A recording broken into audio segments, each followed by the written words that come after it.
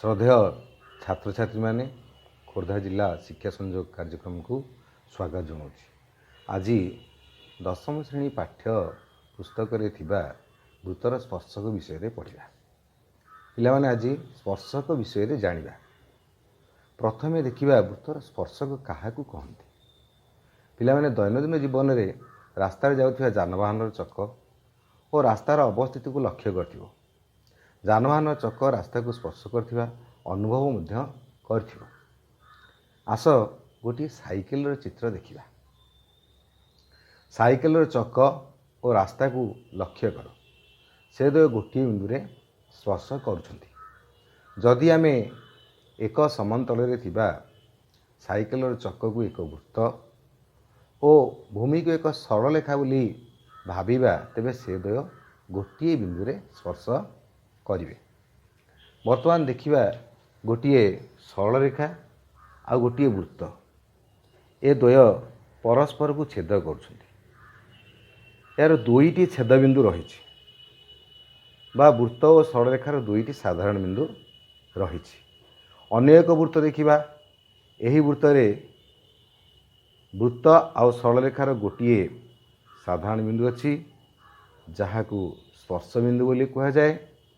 बर्तमान आम आसवा स्पर्शकर संज्ञा।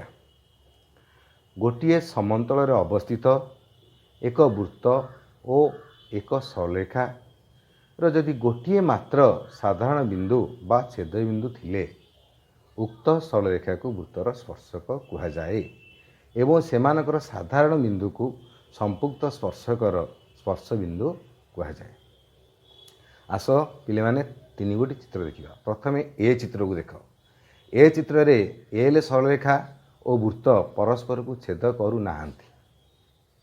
ए बी सी वृत्तर बहिस्थ बा सरल रेखा एल और वृत्त ए बी सी परस्पर अणछेदी। चित्र बी को देखिबा।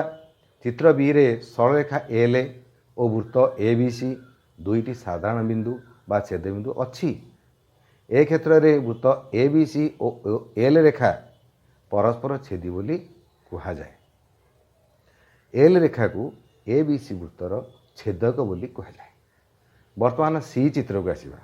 एल रेखा और ए बी सी वृत्त गोटे मात्र छेद बिंदु बा स्पर्श बिंदु रही।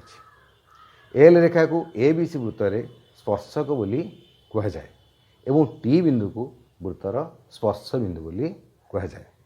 तो स्पर्श बिंदु टी व्यतीत एल उपरिस्थ अन्य समस्त बिंदु वृत्तर बहिस्थ अटंती। वर्तमान आम देखा स्पर्श बिंदुगामी व्यासार्ध। वृत्तर केंद्र और स्पर्श बिंदु जोग कर रेखाखंड को स्पर्श बिंदुगामी व्यासार्ध कह जाए।